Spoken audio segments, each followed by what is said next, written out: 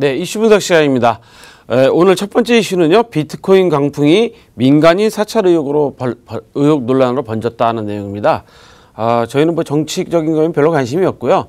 뭐 민간인 사찰이 어떻게 됐건 청와대 특감반이 어떻게 됐건 그런 거에 관심이 없는데 갑자기 청와대 특별감찰반 사건에서 엉뚱하게 암호화폐 이야기가 튀어나와서 그거에 대해서 좀 한번 좀 알아볼까 합니다.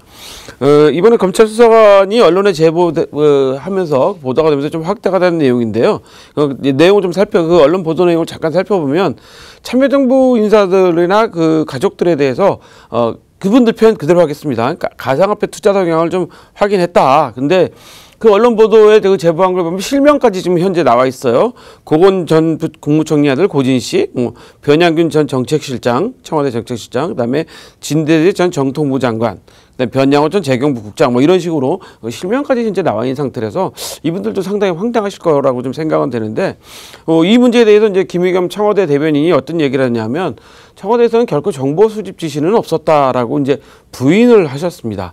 부인을 했는데, 그러면서 이제 처음 하는 이야기들을 좀 정리해 보면 피해 대책 수립에 꼭 필요한 정보만 수집하라고 했다. 왜?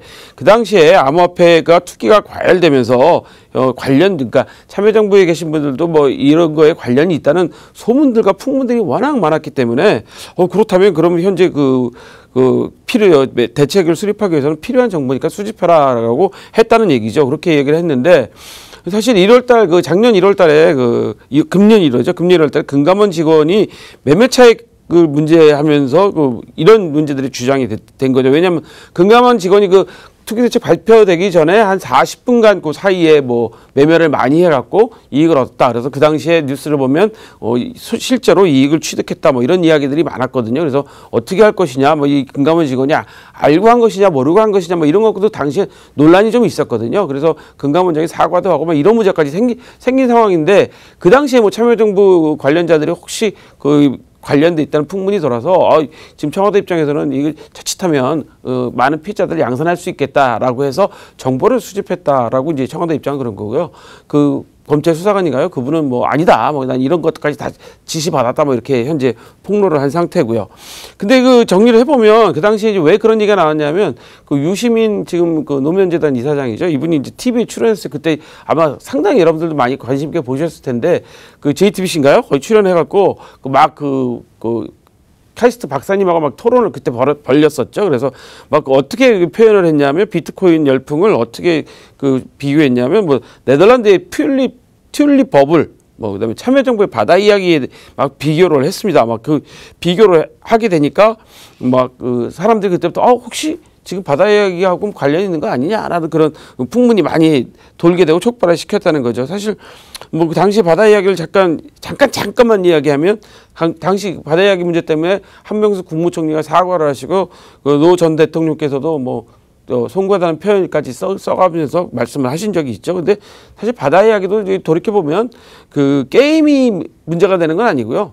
바다 이야기 게임을 해서 받는 상품권이 문제가 됐던 사건이고요. 많은 분들이 블록체인은 문제가 없다. 근데 암호화폐가 문제다. 뭐 이런 얘기를 하시는데, 그렇게도 한번 같이 보시는 것 같은데, 그거는 뭐 기술적으로 어떻게 봐야 될지 잘 보셔야 될 것 같습니다. 좌우간 김 대변인은 어떤 또 얘기했냐면, 반부패 비서관실 노력은 투기 근절 대책을 하기 위한 것이고, 정부의 선제적 규제가 없었으면 수백만 명이 피해를 봤을 것이다라는 정부 입장을 이야기했습니다. 정책 수립의 기초 자료고 민간인 사찰은 절대 아니다. 정책 수립 기초 자료다 이야기했는데, 뭐 이런 이야기는 했다고 합니다. 가상화폐 유관협회 인사의 동향을 파악을 지시해라. 동향 파악을 지시했고, 단체에서 어떤 역할을 하는지 공개적인 방법을 통해서 알아보라고 했다는 얘기죠. 뒤집어서 얘기하면 지금 현재 암호화폐 협회들이 무슨 역할을 하고 있고, 이분들이 지금 어떤 역할을 하고 있는지 좀 알아보라고 공개적으로 했다는 이야기인데, 뭐 그거는 뭐 상당히 이해는 되는 부분이긴 하지만 오해의 소지도 없지 않아 있습니다. 그래서 어제 청와대에서 아마 청와대 출입 기자들하고 이런 걸 설명하면서 약간의 신경전도 있었던 것 같습니다. 근데 중요한 거는 결코 정치적인 문제가 되는 것은 도움이 안 되기 때문에 오늘 첫 번째 이슈로 한번 삼아서 여러분들도 관심 있게 한번 보시라고 알려드렸습니다. 두 번째 이슈는요, 미국 하원에서 암호화폐를 국경 장벽을 건설하는 문제를 이야기했다고 합니다. 공화당의 워런 데이비슨 의원이 제안을 했다고 하는데요. 암호화폐를 발행해서 멕시코 장벽 멕시코 장벽 건설 비용을 후원하자 뭐 이런 제안을 했다고 합니다. 뭐 크라우드 펀딩이나 블록체인 플랫폼 활용이 좋지 않겠냐 했는데 이분은 뭐 전부터 법안을 암호화폐 관련된 법안을 발의하면서 암호화폐 지지를 한 의원 중에 한 분이라고 합니다. 그리고 그 트럼프 대통령의 국경 차단 정책과 일치하기 때문에 관심이 좀 쏘이는 거고요. 또 트럼프 대통령은 백악관 비서실장을 믹 멀베이니를 임명했는데 이분이 이제 하원 재직 시 블록체인 위원회도 구성하고 현재 암호화폐 블록체인 기술 활용 법안 초안도 제안하는 분인데요. 비트코인의 절대적 지지자로 알려져 있어서 현재 그 미국은 보게 되면 금융과 미국 경제 또 정부가 서비스를 혁신하려고 노력하고 있다는 게 보여서 부럽기만 합니다. 우리나라 정부는 지금 현재 정치 바람을 타고 있는데 오히려 부럽기 때문에 상반된 뉴스여서 두 번째 이슈로 삼아봤습니다. 오늘 저희가 준비한 소식은 여기까지입니다.